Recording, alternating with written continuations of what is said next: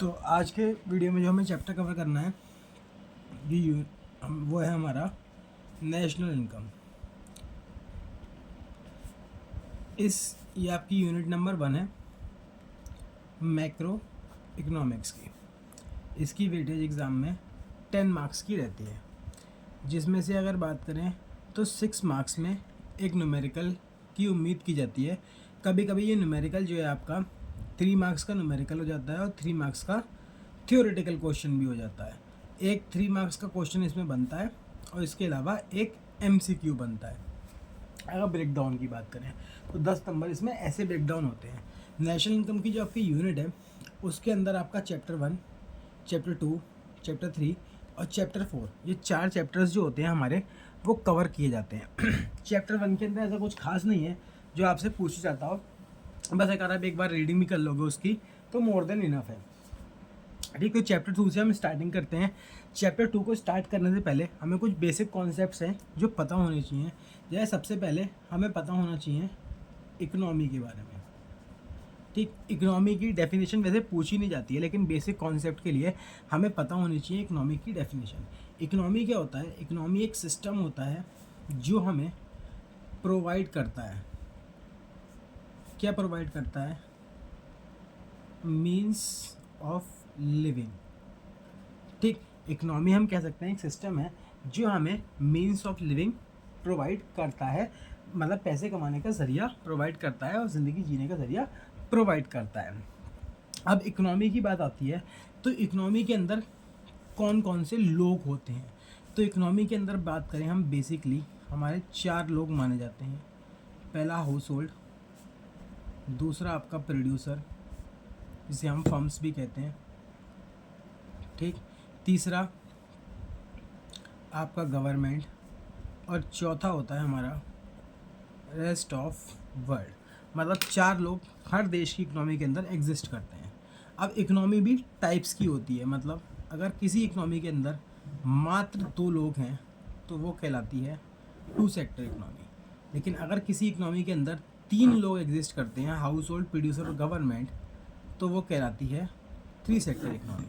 और अगर किसी इकोनॉमी के अंदर पूरे 4 सेक्टर बिलोंग करते हैं, इंक्लूड होते हैं, तो वो हमारी कहलाती है 4 सेक्टर इकोनॉमी। मोस्टली दुनिया के अंदर जितनी भी कंट्रीज़ हैं उनके अंदर आपको 4 सेक्टर इकोनॉमी ही देखने को मिलेगी।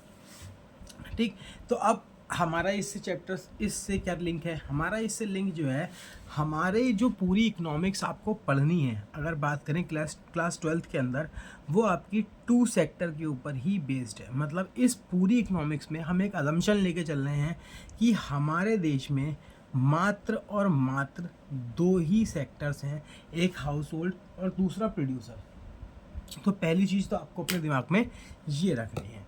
दूसरी, हर इकोनॉमी के अंदर कुछ बेसिक एक्टिविटीज़ होती हैं, मतलब कुछ बेसिक काम होते हैं जिन्हें हम फेजेस ऑफ इकोनॉमी भी कहते हैं।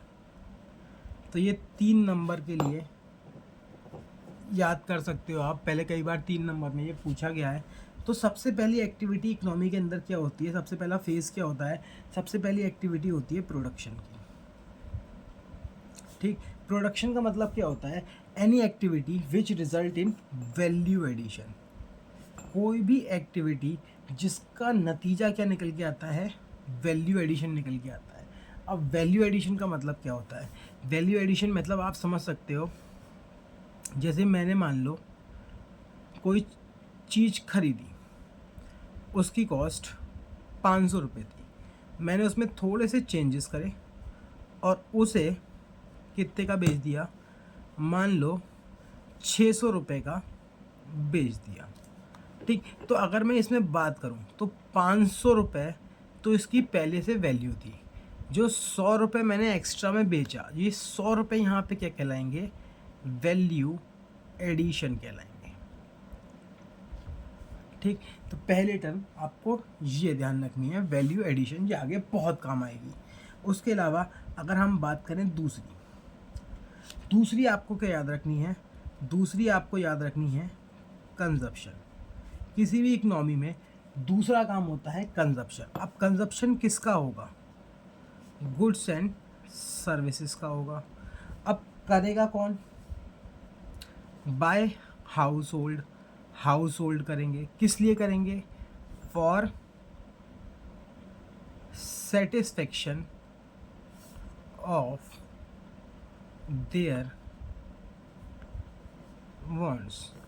तो गुड्स एंड सर्विसेज इसको लिख सकते हो are consume by household for satisfaction of their wants. अपनी इच्छाओं के लिए वो इसका कंजप्शन करेंगे। तीसरा काम किसी भी इकोनॉमी में होता है इन्वेस्टमेंट का। अब कोई इन्वेस्टमेंट क्या होती है? इन्वेस्टमेंट का मतलब होता है net addition to capital stock, या फिर इसे हम आसान शब्दों में कह सकते हैं कैपिटल फॉर्मेशन। ठीक, अब कैपिटल फॉर्मेशन क्या होता है? कैपिटल फॉर्मेशन मतलब increase in the addition of capital stock. आपकी कैपिटल में कितने इंक्रीमेंट होता है, कितनी बढ़ोतरी हो रही है, वो आपकी कैपिटल फॉर्मेशन कहलाती है। ठीक, तो किसी भी इकोनॉमी के अंदर ये तीन एक्टिविटीज़ हमें देखने को मिलेंगी, प्रोडक्शन, कंजप्शन और इन्वेस्टमेंट। तो ये आपको 3 नंबर के लिए सबसे पहले तो ये याद करनी है। ठीक, इसके बाद दूसरा, इसके बाद की अगर हम बात करें तो इसके बाद जो अगला टॉपिक, नेक्स्ट टॉपिक आपको पढ़ना होता है वो हमें पढ़ना होता है गुड्स के बारे में। ठीक, अगर हम गुड्स की बात करें तो जो गुड्स होते हैं उन्हें बेसिकली 2 कैटेगरीज में बांटा जाता है। जो गुड्स होते हैं उन्हें बेसिकली 2 कैटेगरीज में बांटा जाता है। सबसे इम्पॉर्टेंट जो कैटेगरीज होती हैं, पहली आपकी होती है फाइनल गुड्स और दूसरी आपकी होती है इंटरमीडिएट गुड। अब इन दोनों में डिफरेंस क्या है? ठीक, तो एग्ज़ाम में यही आता है और इसके अलावा कुछ नहीं आता। ठीक, इसमें ठीक इंटरमीडिएट गुड्स और फाइनल गुड्स के बीच का डिफरेंस, और हद से हद आपसे इसका क्लासिफिकेशन पूछ लेंगे। आपसे कह देंगे कि गुड्स दे देंगे कई वैरायटीज़ के और आपसे कहेंगे कि इन्हें क्लासीफाई करके दिखाओ, मतलब बताओ कि कौन सा गुड फाइनल गुड है और कौन सा गुड कंज्यूमर गुड है। मतलब सॉरी, कौन सा गुड फाइनल गुड है, फाइनल गुड में कंज्यूमर गुड्स आते हैं, कौन सा गुड फाइनल गुड है या कौन सा गुड इंटरमीडिएट गुड्स है। ठीक, तो हमें ये बताने होते हैं इसके अंदर, या फिर डिफरेंस पूछेगा या गुड्स का क्लासिफिकेशन पूछेगा। मोस्टली चांसेस ये होते हैं कि गुड्स का क्लासिफिकेशन ही पूछते हैं। तो अगर आपसे डिफरेंस पूछता है तो आपके पास जो नोट्स हैं उसमें डिफरेंस लिखा हुआ है। मैं यहाँ दिखा देता हूँ ईजी तरीके से ताकि हम आसानी से समझ सकें, क्योंकि वो आपके समझे हुए हैं लैंग्वेज में। तो ये आपका डिफरेंस लिखा हुआ है फाइनल गुड्स और इंटरमीडिएट गुड्स का, जो आपको लिखाया गया था रेगुलर क्लासेस के टाइम पे। ठीक, तो पहला आपका डिफरेंस दे रखा है फाइनल गुड्स में मीनिंग का। मीनिंग मतलब फाइनल गुड्स का मीनिंग और इंटरमीडिएट गुड्स का मीनिंग। मीनिंग क्या है? Final goods are mean for final consumption. Final goods जो होते हैं वो फाइनल कंजप्शन के लिए बनाए जाते हैं बाय कंज्यूमर। इन्हें कंज्यूम कौन करता है? कंज्यूमर करता है या फिर फर्म्स करती हैं। फर्म्स मतलब प्रोड्यूसर। अब प्रोड्यूसर फाइनल गुड्स को क्या करेगा? प्रोड्यूसर फाइनल गुड्स को इन्वेस्ट करेगा, मतलब उसकी इन्वेस्टमेंट करेगा। अब कैसे इन्वेस्टमेंट करेगा, मतलब फाइनल गुड्स की प्रोड्यूसर कैसे इन्वेस्टमेंट करेगा? अब देखो, फाइनल गुड्स में 2 तरह के गुड्स आते हैं। एक होते हैं हमारे कंजप्शन गुड्स और दूसरे होते हैं हमारे capital goods. They can be consumer goods और कैपिटल गुड्स। मतलब फाइनल गुड्स 2 वैरायटी के होंगे, या तो कंज्यूमर गुड्स होंगे या कैपिटल गुड्स। ऐसे सारे गुड्स जिनको हाउस होल्ड खरीदता है वो कंज्यूमर गुड्स में आ जाते हैं, और ऐसे सारे गुड्स जिन्हें प्रोड्यूसर खरीदता है वो हमारे कैपिटल गुड्स में आ जाते हैं। लेकिन दोनों ही हमारे फाइनल गुड कंसिडर किए जाते हैं। जैसे फॉर एग्जांपल अगर हम लेना चाहें तो हम ले सकते हैं स्विंग मशीन या वॉशिंग मशीन। अब अगर देखो, स्विंग मशीन मतलब सिलाई वाली मशीन आपके घर में है, ठीक, तो आप ऐसे समझ सकते हो कि आप उसे हाउस होल्ड यूज़ कर रहा है। तो हाउस होल्ड यूज़ कर रहा है तो इसका मतलब हम बात करें तो वो क्या हो गया? कंज्यूमर गुड हो गया। हाउस होल्ड कोई सा भी गुड यूज़ करे, सुई से लेके जहाज तक, वो हमारा कंज्यूमर गुड कहलाएगा।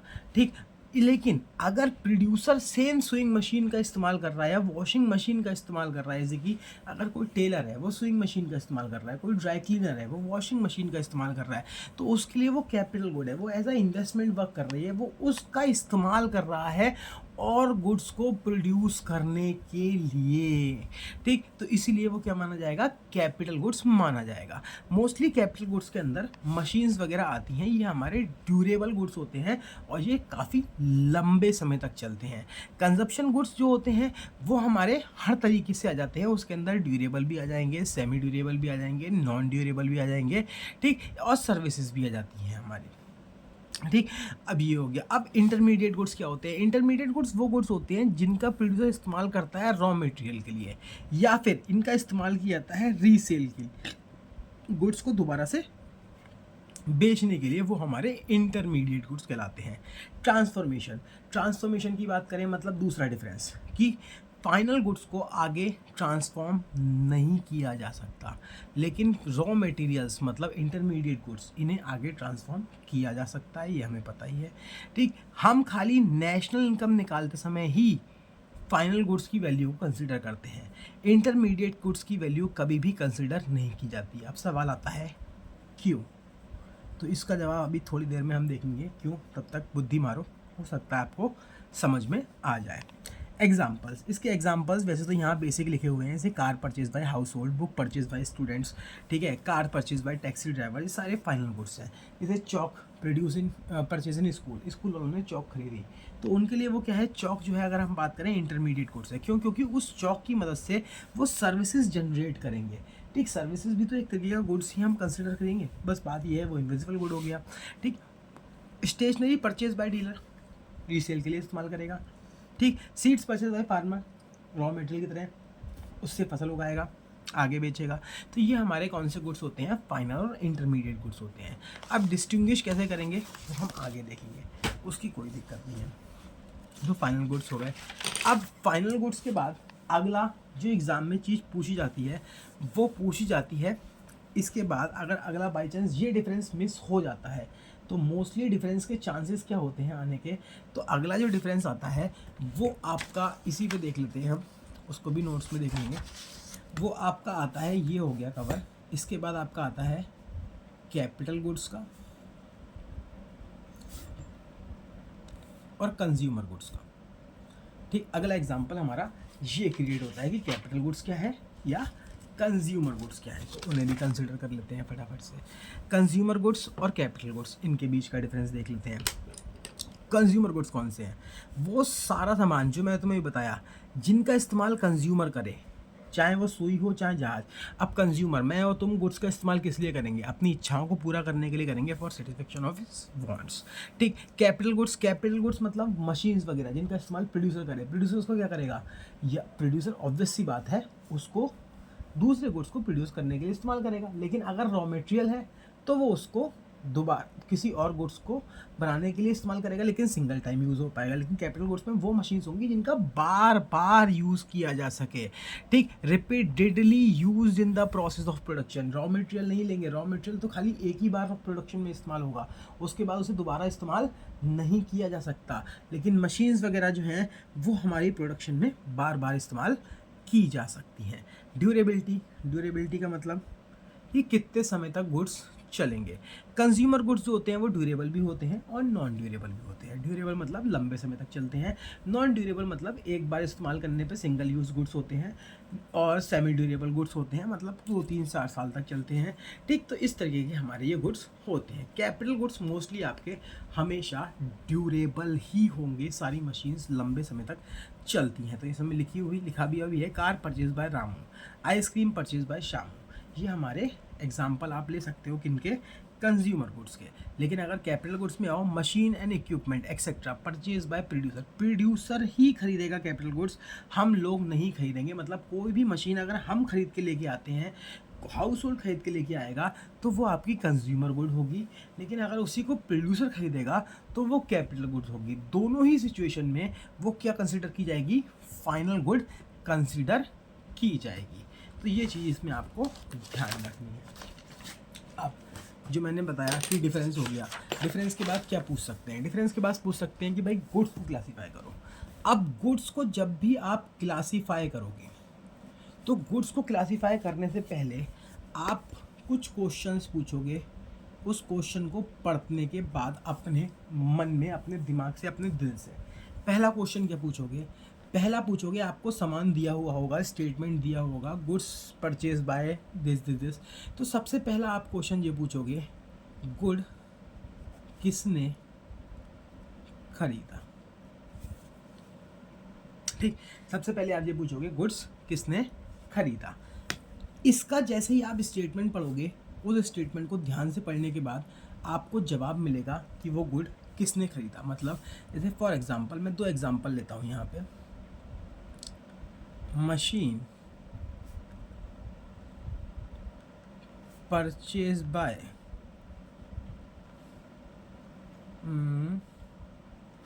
मशीन नहीं लेते हैं हम, यहाँ लेते हैं oven. Oven purchase by baker. ठीक, दूसरा एग्जांपल लेते हैं, taxi purchase by taxi driver. 4 लेंगे। तीसरा लेते हैं marker purchase by teacher. Teacher की जगह स्कूल, कोचिंग इंस्टीट्यूट कुछ भी हो सकता है। चौथा, car purchase by house hold. ठीक, मैंने यहाँ 4 ही लिए हैं ताकि आसानी से समझ में आ सके। आपके पास पूरी वर्कशीट है, इसके अंदर खाली यही दे रखे हैं अच्छे खासे, जो आप एक बार गो थ्रू कर लेना। 15 को मैं रिव्यू करा दूंगा, उसको चेक करा दूंगा, गो थ्रू करा दूंगा। ठीक, रेगुलर क्लास के अंदर। अब इसमें गुड्स में अगर हम बात करें तो गुड्स में कैसे करना है, तो गुड्स जैसी आप परचेज करोगे, आप स्टेटमेंट पढ़े थे, पहला पढ़ा ओवन परचेज बाय बेकर, तो यहाँ किसने खरीदा, बेकर ने। Taxi purchase by taxi driver, किसने खरीदा, टैक्सी ड्राइवर ने। मार्कर परचेज बाय टीचर, किसने खरीदा, टीचर ने खरीदा। Car purchase by house hold, किसने खरीदा, हमने खरीदा। तो देखो जवाब मिल रहा है, किसने खरीदा। अब यहाँ कहो सर ये तो अलग अलग इंसान ने खरीदा, आपने 2 ही टेस्ट बना रखे हैं। तो देखो ये जितने भी लोग खरीदेंगे वो 2 कैटेगरी में आएंगे हमेशा। पहला हो गया आपका हाउस होल्ड और दूसरा हो गया प्रोड्यूसर। तो अब बताओ, बेकर हाउस होल्ड है या प्रोड्यूसर, प्रोड्यूसर है sir. Taxi driver house hold है या प्रोड्यूसर, बिजनेस कर रहा है, प्रोड्यूसर हो गया। सर्विस बेच रहा है ना, गुड्स और सर्विस दोनों लेंगे इसके अंदर। ठीक, टीचर प्रोड्यूसर है या फिर हाउस होल्ड, प्रोड्यूसर है, गुड्स सर्विस प्रोड्यूस कर रहा है, टीच कर रहा है। ठीक, जैसे कि मैं इस समय तुम्हें पढ़ा रहा हूँ, तो मैं तुम्हें कोई गुड्स थोड़ी नहीं दे रहा हूँ, मैं तुम्हें सर्विस प्रोवाइड कर रहा हूँ। ठीक, car purchase by house hold, तो हाउस होल्ड कौन है, हाउस होल्ड ही हो गया। या इसकी जगह इंडिविजुअल लिख देते, किसी का नाम लिख देते, तब भी हम हाउस होल्ड ही कंसिडर करते। अब तो दूसरे सवाल का जवाब आपको पहले सवाल का जवाब मिल गया। अब इसके बाद आपको क्वेश्चन नंबर 2 करना है। क्वेश्चन नंबर 2 का मतलब, जैसे कि पहले क्वेश्चन नंबर 2 से पहले कुछ बातें देख लेते हैं। जैसे कि अगर आपको जवाब मिलेगा हाउस होल्ड, तो मैं दोनों से कोई करके लेता हूँ, फिर आपको मिलेगा प्रोड्यूसर, इन 2 में से एक मिलेगा। अगर आपको हाउस होल्ड मिलता है तो हमेशा ध्यान रखना, हाउस होल्ड जो हो गया, सुई से लेके जहाज तक, चाहे वो जहाज कोई सा हो, एयरक्राफ्ट हो, समुद्र का जहाज हो, कुछ भी हो दुनिया में, अगर वो हाउस होल्ड खरीद रहा है तो वो आपका कंज्यूमर गुड कहलाएगा। ठीक, और आपको भी पता है कि कंज्यूमर गुड हमारे फाइनल गुड कहलाते हैं। ठीक, खत्म हो गया इसमें। तो अगर मैं यहाँ बात करूँ हाउस होल्ड में कौन है, ये आता है, तो हाउस होल्ड ने कार परचेज की, तो यानी कि ये क्या हो गया, आपका कंज्यूमर गुड हो गया। ठीक, या मैं कहूँ फाइनल गुड हो गया। ठीक, अब प्रोड्यूसर, प्रोड्यूसर के संग जैसे कि यहाँ 3 आए प्रोड्यूसर। अब जैसे ही आपको जवाब मिलेगा कि ये सामान प्रोड्यूसर ने खरीदा, तो आप तुरंत पूछोगे क्वेश्चन नंबर 2, क्या, किस लिए खरीदा, या फिर क्यों खरीदा, या फिर प्रोड्यूसर गुड्स का क्या करेगा। ठीक, तो ये सवाल पूछोगे। अगर बात करो नॉर्मली, तीनों ही सवाल एक ही से हैं, बस लैंग्वेज चेंज हो जाती है, बच्चा अलग अलग लैंग्वेज में कभी कभी कुछ पूछता है कुछ से, तो ये वही हो गया, कोई दिक्कत वाली बात नहीं है, मैंने सरपंच से बता दिया। मतलब आपको इसमें क्या ढूंढना है, आपको इसमें इसको खरीदने का प्रोड्यूसर का पर्पस ढूंढना है। अब जैसे कि बेकर है, बेकर ने ओवन खरीदा, तो ओवन का वो क्या करेगा, बेकर ने ओवन खरीदा तो वो उस ओवन का क्या करेगा सर, ऑब्वियस सी बात है, ओवन को वो इस्तेमाल करेगा, उससे केक्स बनाएगा, कुकीज़ बनाएगा और बेचेगा। यानी कि मैं कह सकता हूँ कि ओवन उसके लिए कैपिटल गुड है, ओवन उसके लिए एक एसेट है। एसेट का मतलब हम कह सकते हैं कि उसके लिए ओवन क्या है, इन्वेस्टमेंट है। मतलब वो और गुड्स प्रोड्यूस करने के लिए इसको इस्तेमाल करेगा। तो किसी भी एसेट का इस्तेमाल जब और गुड्स खरीदने के लिए, परचेज प्रोड्यूस करने के लिए किया जाता है, तो उससे हम क्या कहते हैं, इन्वेस्टमेंट कहते हैं। तो यानी कि इन्वेस्टमेंट के तौर पे करेगा। अब चलो अगर इन्वेस्टमेंट के तौर पे करेगा तो क्या हो जाएगा, कैपिटल गुड। अब कैपिटल गुड हमें पता है क्या होते हैं, हमारे फाइनल गुड्स होते हैं। कंसीडर खत्म कर ले। दूसरा ले लेते हैं, बेकर ने पढ़ लिया taxi driver. Taxi driver taxi का इस्तेमाल सर किस लिए करेगा, लोगों को ड्रॉप करने के लिए, पिक करने के लिए, एक जगह से दूसरी जगह पहुंचाने के लिए, मतलब सर्विस प्रोवाइड करने के लिए। तो मैं कह सकता हूँ कि वो भी उसे इन्वेस्टमेंट के तौर पे इस्तेमाल करेगा। करेगा नहीं करेगा, ठीक। तो ये भी हमारा क्या हो गया, अगर मैं बात करूँ तो कैपिटल गुड हो गया, यानी कि फाइनल गुड हो गया। ये भी हमारा कैपिटल गुड हो गया, यानी कि फाइनल गुड हो गया। एक बचता है मार्कर परचेज बाय टीचर या स्कूल या कोचिंग इंस्टीट्यूट।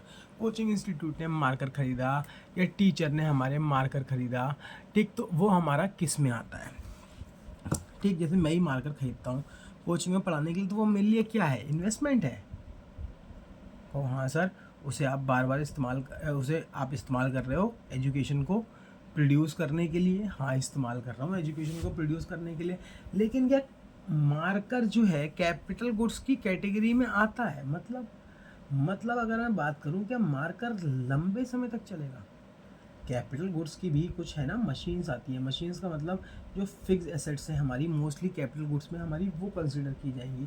तो अगर मार्कर की बात करूँ मैं, मार्कर फिक्स एसेट्स तो नहीं है। तो मार्कर क्या है मेरे लिए, रॉ मटेरियल है, ठीक। अगर रॉ मटेरियल के तौर पे किसी भी गुड्स को इस्तेमाल किया जाता है, तो वो हमारे लिए कौन सा गुड माना जाता है, इंटरमीडिएट गुड माना जाता है। इसके अलावा चलो एक और लिख लेते हैं, हम लिख लेते हैं स्टेशनरी परचेज बाय डीलर।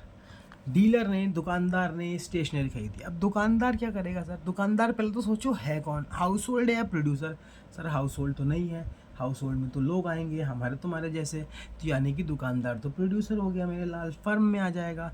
जब वो फर्म हो गया, क्या स्टेशनरी को वो परचेज कर रहा है, तो स्टेशनरी का दुकानदार क्या करेगा, कॉपी पेन पेंसिल क्या करेगा दुकानदार, खुद सोचो। इन्वेस्टमेंट के तौर पे यूज़ करेगा, नहीं। उसे क्या करेगा, रॉ मटेरियल के तौर पे यूज़ करेगा, नहीं। ना रॉ मटेरियल ना इन्वेस्टमेंट। वो क्या करेगा, इसको दोबारा से बेचेगा। तो अगर कोई भी सामान खरीदा जाए दोबारा से बेचने के पर्पस के लिए, तो वो भी क्या माना जाता है, इंटरमीडिएट गुड माना जाता है। तो मैं मान के चलता हूँ गुड्स की क्लासिफिकेशन का आपको कॉन्सेप्ट यहाँ पे क्लियरली अच्छे से समझ में आ चुका होगा। इन 3 क्वेश्चन का जवाब, 2 क्वेश्चंस का जवाब आप हर जगह लो। मैं गारंटी दे रहा हूँ 100%। अगर कॉन्सेप्ट को जिस तरीके से मैंने लगवाया है आप इस तरीके से लगवाओगे तो ये गलत नहीं होगा। और ये भी तय है एग्ज़ाम में 3 नंबर का या फिर 1 नंबर का MCQ में तो मिल ही सकता है। इसके अलावा 3 नंबर में भी क्वेश्चन मिल सकता है। ये नहीं मिलेगा तो इसका एक जुड़वा भाई मिलेगा कि बताना कि ये आइटम डोमेस्टिक इनकम में आएगा या नेशनल इनकम में आएगा, ठीक, आएगा या नहीं आएगा, ठीक। तो ये भी हमें बताने को आ सकता है। तो वो आगे देखते हैं, अभी कोई दिक्कत नहीं है। वो जब नेशनल इनकम के मेन कॉन्सेप्ट पे चलेंगे तब देख लेंगे। तो पहला हमारा ये क्लियर हो जाता है। इसके बाद दूसरा कॉन्सेप्ट, गुड्स हमारे क्लियर हो जाते हैं। गुड्स को क्लियर करने के बाद जो मेन टॉपिक्स ही कवर करेंगे हम इसमें। अगला हमारा टॉपिक जो हमें पढ़ना है, वैसे तो सर्कुलर फ्लो ऑफ इनकम पढ़ना है, लेकिन उससे पहले फैक्टर ऑफ प्रोडक्शन पढ़ना जरूरी है। फैक्टर ऑफ प्रोडक्शन, हाँ, फैक्टर ऑफ प्रोडक्शन आपसे पूछा जाए, पहले तो ये बताओ कि प्रोडक्शन होता क्या है। तो प्रोडक्शन अगर मैं आसान शब्दों में बात करूं, ठीक, प्रोडक्शन याद तो होगा नहीं, शर्म आने वाली बात है, पहले बताया था। प्रोडक्शन जो है क्या होता है, एक प्रोसेस होता है जिसके अंदर हम क्या करते हैं। ये एक प्रोसेस है जिसके अंदर इनपुट्स मतलब रॉ मटेरियल को क्या किया जाता है, ट्रांसफॉर्म किया जाता है। किस चीज़ में ट्रांसफॉर्म किया जाता है, आउटपुट में। आउटपुट मतलब हमारे फिनिश गुड्स में, जो बिकने को बिल्कुल तैयार है। फिनिश गुड मतलब फाइनल गुड्स में, ठीक। तो प्रोडक्शन एक प्रोसेस होता है। अब प्रोडक्शन करने के लिए, ठीक, जो हमें इनपुट्स की रिक्वायरमेंट होती है, जो रॉ मटेरियल की रिक्वायरमेंट होती है, वो हमारे इनपुट दो प्रकार के होते हैं, ठीक। अभी 2 मिनट के लिए रॉ मटेरियल वर्ड भूल जाओ, समझाने के लिए लिखा था खाली, ठीक, 2 मिनट के लिए भूल जाओ। और इनपुट्स की रिक्वायरमेंट होती है वो दो तरीके के होते हैं। पहले होते हैं हमारे नॉन फैक्टर इनपुट और दूसरे होते हैं हमारे फैक्टर इनपुट, ठीक। नॉन फैक्टर इनपुट और फैक्टर इनपुट में क्या डिफरेंस होता है। फैक्टर इनपुट्स में हमारे सारे फैक्टर्स ऑफ प्रोडक्शन आ जाते हैं और नॉन फैक्टर इनपुट में हमारे सारे, अगर हम बात करें, रॉ मटेरियल से रिलेटेड चीज़ें आ जाती हैं, ठीक। अब फैक्टर्स ऑफ प्रोडक्शन ये क्या होते हैं। तो फैक्टर्स ऑफ प्रोडक्शन हमारे 4 होते हैं। मतलब प्रोडक्शन करने के लिए रॉ मटेरियल के अलावा भी हमें 4 चीज़ें चाहिए। रॉ मटेरियल तो बहुत बात की चीज़ है। रॉ मटेरियल से पहले बेसिकली अगर मैं बात करूँ तो प्रोडक्शन करने से पहले मुझे 4 चीज़ों की ज़रूरत है। क्या क्या ज़रूरत है, मुझे लैंड चाहिए, लेबर चाहिए, कैपिटल चाहिए, ठीक। उसके अलावा अगर मैं बात करूं तो एंटरप्रेन्योर चाहिए। आपको असर ये क्या है, ये मतलब लैंड का मतलब जितने भी नेचुरल रिसोर्सेज हैं ये आपके इसके अंदर कंसिडर किए जाते हैं, लैंड में आ जाते हैं। लेबर का मतलब आपको पता ही है कि इसके अंदर सारे लोग आ गए जो आपकी फिज़िकल और मेंटल दोनों तरीके का काम करते हैं। फिजिकल वर्क भी करते हैं और मेंटल वर्क भी करते हैं। कैपिटल का मतलब हो गया आपके, एक तरीके से इसमें सारे आ जाएंगे आपके टूल्स, इक्विपमेंट, मतलब मोस्टली पैसे से जितनी भी चीज़ें तुम खरीद सकते हो वो आपकी कैपिटल में आएगी। एंटरप्रेन्योर कौन होता है। एंटरप्रेन्योर मतलब वो इंसान होता है जो बिजनेस की शुरुआत करता है। एक तरीके से अगर मैं कहूँ, ये वो शख्स होता है जो मैनेज करता है ऊपर के तीनों चीज़ों को। अगर ये नहीं होगा तो ये तीन भी बेकार हैं, ठीक। ऑब्वियस सी बात है, लैंड, लेबर, कैपिटल, इन तीनों को इकट्ठा करके छोड़ दो। अगर मालिक नहीं होगा, एंटरप्रेन्योर नहीं होगा, तो क्या प्रोडक्शन होगा, नहीं होगा। तो एंटरप्रेन्योर जो है इन तीनों को क्या करता है, मैनेज करने का काम करता है। हम इसमें लिख सकते हैं these are individuals who start a new business और bring a product to market. ये एक नॉर्मल डेफिनेशन होती है एंटरप्रेन्योर की, ठीक। तो ये फैक्टर्स ऑफ प्रोडक्शन हो गए। इसके बाद कुछ और पढ़ना है, हाँ कुछ पढ़ना है। क्या पढ़ना है, फैक्टर सर्विसेज और फैक्टर इनकम्स के बारे में पढ़ना है।